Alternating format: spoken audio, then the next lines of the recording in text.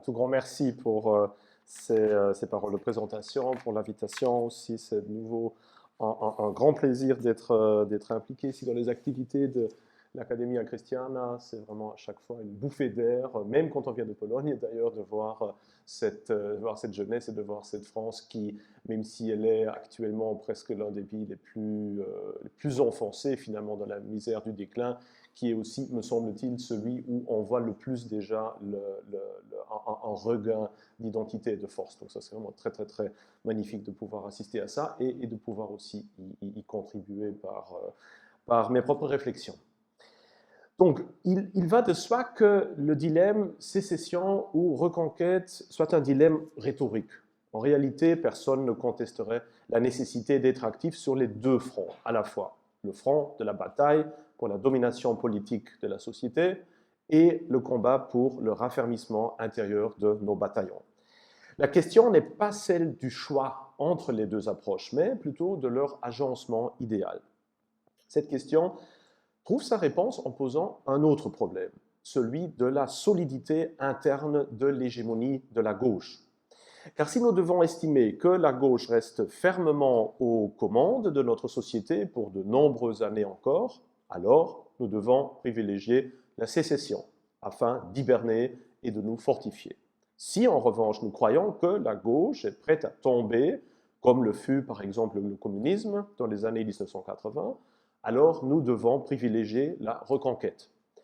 Ce dilemme n'est pas rendu plus facile par le risque de voir l'écroulement de la gauche, non pas par un raz-de-marée révolutionnaire, mais plutôt par un lent affaissement, accompagné par une fragmentation du pouvoir et du territoire, si pas de jure, du moins de facto. Personnellement, il me semble que l'emprise de la gauche sur les instruments du pouvoir, donc les médias, l'éducation, l'économie, la politique, soit encore assez solide, et donc aussi l'emprise sur les esprits de nos concitoyens, bien que le sommet de son influence soit peut-être justement en train d'être dépassé.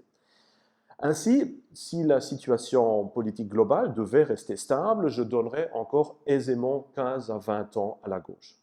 Certes, cette stabilité est en train de vaciller. Pensons seulement à la guerre en Ukraine, la crise énergétique, la polarisation sociale, la lente montée de la droite partout en Europe, le déclin économique, l'affaissement des États-Unis face à la Chine, la menace migratoire, le déclin démographique et j'en passe. Mais, cyniquement parlé, est-ce une bonne nouvelle? Pas nécessairement, car nous ne devons pas oublier que ces facteurs d'instabilité ne jouent pas toujours en défaveur de la gauche. Tout au contraire, certaines de ces crises ont même été créées de toutes pièces par la gauche elle-même pendant des décennies afin de pouvoir fondamentalement transformer notre société. Car il va de soi que la paupérisation et l'atomisation des citoyens profitent davantage à la gauche, prétendument si sociale, qu'à la droite, prétendument hiérarchique. Mais bien évidemment, l'instabilité créée par la gauche pour pouvoir procéder au grand reset de notre société provoque une situation d'incertitude dont peut bénéficier la droite, elle aussi, et le tout sera de développer la bonne stratégie. Mais avant de discuter de stratégie, nous devons discuter d'un autre volet, du moins aussi important. Car ce qui nous distingue, nous, la droite, de la gauche, ou ce qui devrait nous distinguer, c'est le fait que nous ne voulons pas nous contenter de conquérir le pouvoir, nous voulons aussi reconquérir les âmes, ou plutôt rendre son âme à l'Occident. J'ai souvent écrit que la haine de la déconstruction de notre culture est certes compréhensible, voire nécessaire, mais qu'elle est trop limitée. Même celui qui rejette le négatif reste dans la négativité, se définit par la négation. Mais où voyons-nous, à la droite politique, une véritable affirmation positive au-delà de l'auto-muséification non critique de notre civilisation? Mais pire encore, non seulement les conservateurs semblent avoir perdu le combat culturel avant même de l'avoir véritablement entamé, ils ont aussi, et depuis longtemps, perdu leur propre âme. Et ce, au sens littéral du terme, car le conservateur moderne est devenu, entre-temps, généralement tout aussi matérialiste que le gauchiste moderne. À première vue, cela peut paraître injuste, voire contradictoire. Comment, n'est-ce pas, justement, le conservateur qui porte haut l'étendard de la transcendance et de l'humanisme face au matérialisme et à l'hédonisme?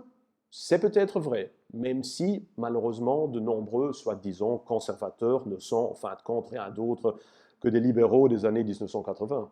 Mais ce n'est souvent que très formellement le cas, car ce conservatisme est assez souvent creux, même chez ceux qui tiennent la flamme du christianisme traditionnel. Certes, je serais le dernier à sous-estimer l'importance du rite, non seulement en termes de continuité patriotique de la tradition, mais aussi en tant que possibilité de nous rapprocher très concrètement du vrai, du beau et du bien. Même une prière formulée à la va-vite, qui n'est pas du tout imprégnée d'émotions spirituelles, vaut toujours 100 fois mieux que le renoncement à ces rites au nom d'une intériorité ou d'une spontanéité mal comprise. Car l'intention, la parole et le geste agissent aussi en tant que tels avec une force puissante vers l'extérieur comme vers l'intérieur et sont des armes spirituelles importantes. Mais des armes pour faire quoi? Cela semble dur, mais on ne peut s'empêcher de penser que pour beaucoup de gens de droite, il s'agit plus de lutter pour la suprématie sociale que pour la conquête des armes.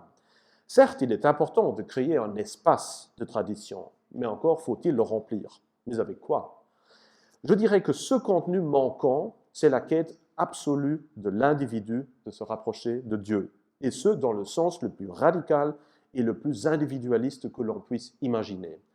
Car au cœur de notre culture, il n'y a ni la construction d'une justice sociale ou climatique écolo-gauchiste, ni un État-nation idéal, mais la création d'un cadre qui permette l'accomplissement de Matthieu 16, 26, citation, « Que sert-il à un homme de gagner le monde entier s'il y perd son âme ?»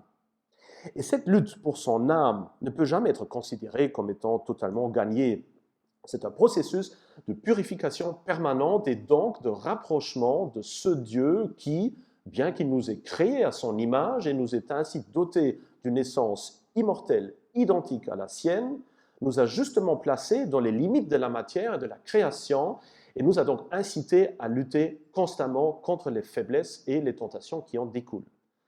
L'observation des lois extérieures de Dieu n'est qu'une condition sine qua non, une simple base sur laquelle le véritable objectif, le rapprochement croissant entre l'âme et l'essence consubstantielle du Créateur, même si jamais totalement réalisable, peut être atteint. Cette union mystique pour laquelle les chrétiens recherchent depuis des siècles, voire des millénaires, la solitude érémitique ou l'isolement monastique afin de se concentrer entièrement sur l'essentiel. Une quête qui, d'ailleurs, devrait aussi être le but suprême de ceux qui sont engagés dans la vie pratique, comme nous tous ici, j'imagine, presque. Cette lutte intérieure de l'âme pour se rapprocher de Dieu n'est en aucun cas moins importante que celle du monde extérieur pour la justice sociale. Elle lui est même, à proprement parler, bien supérieure sur le plan métaphysique, puisque nous possédons, à travers notre âme, une étincelle de cet infini qui, de toute façon, renferme en lui en puissance le monde entier. Voilà donc le cœur même de la culture occidentale, et d'ailleurs pas seulement de celle-ci.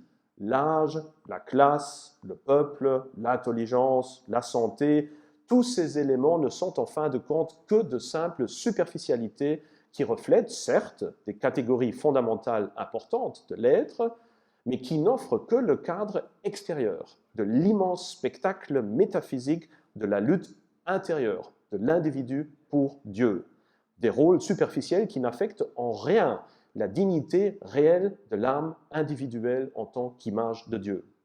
Ce n'est que lorsque l'homme extérieur l'a remporté sur l'homme intérieur, le progrès technique sur le devenir spirituel, l'éducation sur la contemplation spontanée de Dieu, la lettre sur l'esprit de la Bible, que ce véritable noyau intérieur de l'Occident, et probablement de toute autre culture humaine, a été peu à peu enseveli, jusqu'à ce que l'utopisme qui en a résulté devienne finalement cette farce contre-divine qui nous frappe aujourd'hui de toutes parts. La lutte contre le relativisme multiculturel, l'absurdité de la théorie du genre, l'avortement, l'idéologie LGBTQ, l'euthanasie, le transhumanisme, le mondialisme hostile aux traditions, elle est certes importante et indispensable, mais elle ne nous rapproche guère dans l'immédiat de cette quête d'un véritable devenir spirituel, de la libération des scories du monde.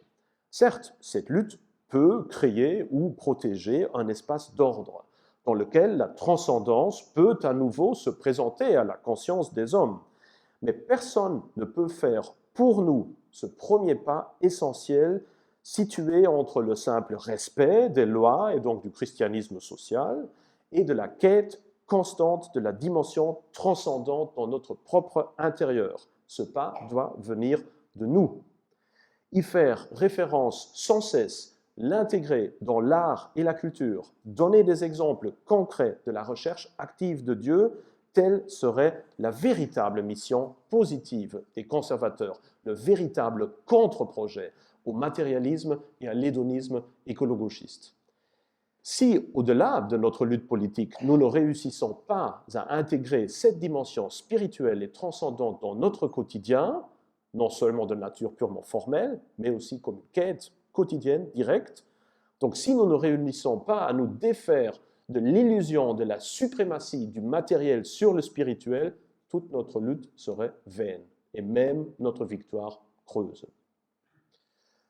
Au vu de ce qui vient d'être dit, nourri par mes réflexions sur la chute de la République romaine au 1er siècle avant notre ère et des nombreux parallélismes avec aujourd'hui, j'entrevois maintenant d'une manière beaucoup plus, disons, concrète, une évolution politique en plusieurs temps et qui répond évidemment à cette question sécession ou reconquête. 1. Durant une première phase, environ 5 ans, la répression de la gauche va continuer, peut-être même s'intensifier, du moins en Europe occidentale.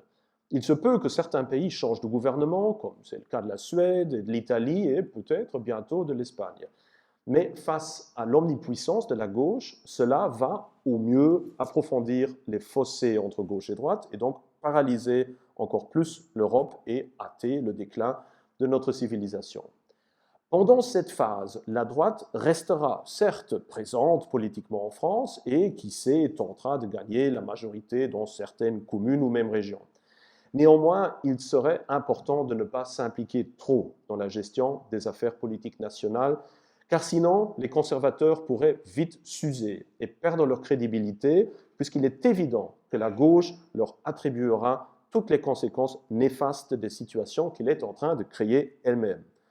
Ainsi, le plus important pour la droite durant cette phase sera de constituer une opposition de principe, donc de constamment mettre en avant les erreurs de son adversaire et en ne s'avançant que là où il est possible de remporter de vrais succès.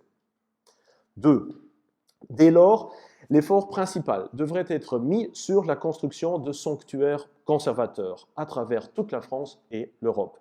Des réseaux fermement unis et incorporant foi, éducation, économie, entraide, médias et solidarité sociale. Il serait primordial que ces communautés, qui pourraient même se doter dans certaines communes rurales d'une représentation politique, ne soient pas sectaires et recroquevillées sur eux-mêmes, mais visent à la fois l'expansion et un comportement moral exemplaire afin de pouvoir devenir des centres d'ordre pour la prochaine phase, tout en restant bien en dessous des radars de la répression politique. Donc exactement ce que fait la très excellente Academia Christiana. 3. Car il semble évident que la seconde phase du scénario décrit ici, qui durera une dizaine d'années, va être marquée, surtout en France, par un désordre civil grandissant lié à la crise économique et à l'échec du vivre ensemble. L'État risque de disparaître de plus en plus de la vie quotidienne de la plupart des citoyens, en laissant place à l'anarchie et à des organisations semi-autoritaires spontanées, tels que des groupements religieux, ethniques, mafieux ou paramilitaires. C'est cette phase chaude qui sera déterminante pour le combat. La lutte politique parlementaire classique importera peu, sauf pour la propagande, car l'anarchie devra, comme si souvent dans l'histoire, atteindre d'abord son paroxysme avant qu'un renouveau soit possible. 4. En revanche, il importe d'utiliser les communautés créées précédemment comme point de cristallisation, de la reconquête, et comme autant de vitrines de ce à quoi une France future pourrait ressembler si la tradition était à nouveau en position forte. Il va de soi qu'il ne s'agit pas seulement d'une lutte abstraite. L'ordre politique et social classique s'écroulant tout doucement, il faudra littéralement construire un État dans l'État, en défendre l'intégrité contre tout adversaire et l'étendre pas par pas, tout en n'hésitant pas à conclure des alliances stratégiques qui s'imposent, peut-être même parfois contre nature. 5. Tôt ou tard, et si le conservatisme survit jusque-là, la lutte rentrera dans sa troisième et dernière phase, qui à mon avis durera aussi une dizaine d'années, où l'on jouera le tout pour le tout. La société conservatrice, parallèle étant devenue, il faut l'espérer, une force de premier ordre, devra maintenant arriver à prendre la responsabilité pour toute la société. Ici, un vrai combat politique sera de nouveau utile, même urgent, bien que la continuité formelle avec les partis politiques préexistants à la crise ne semble pas d'une nécessité absolue. L'essentiel sera d'avoir construit une structure de pouvoir incorporant un système d'ordre convaincant, une vaste structure médiatique alternative et des réseaux économiques assez importantes pour que leur disparition puisse causer la désagrégation de la société. Ce n'est qu'en tenant la triple clé de l'ordre, de l'information et de la prospérité que le conservatisme pourra mériter la confiance nécessaire à construire une nouvelle société. En effet, le véritable pouvoir a bougé depuis longtemps des structures étatiques vers les réseaux des grandes corporations et multinationales. Et c'est uniquement en disposant d'un ferme appui économique que le conservatisme pourra changer quoi que ce soit durablement. Le temps joue en sa faveur, car bien que la plupart des grandes entreprises se situent actuellement à gauche, l'appât du gain, tout comme leur compétition mutuelle, les poussera tôt ou tard à s'affronter les unes les autres et à devoir activer le potentiel politique de la droite, Elon Musk étant un premier exemple de cette tendance. Dans ce cas, comme le fit jadis Auguste, nous ne devons pas rejeter cette occasion, même si ce sera sans doute sans enthousiasme.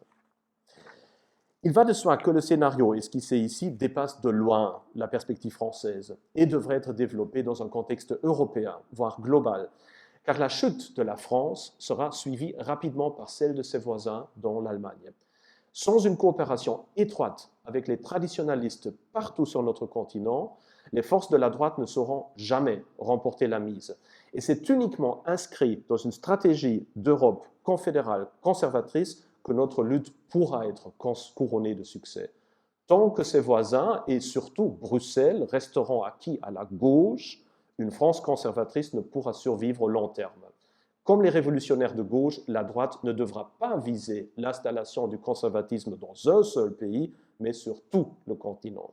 Sans victoire de l'impérialisme européen, pas de futur pour l'État-nation non plus. Dans cette perspective, l'Europe de l'Est pourra se révéler d'importance capitale. La Hongrie, tout comme la Pologne, pourrait servir de sanctuaire. Merci bien pour votre attention.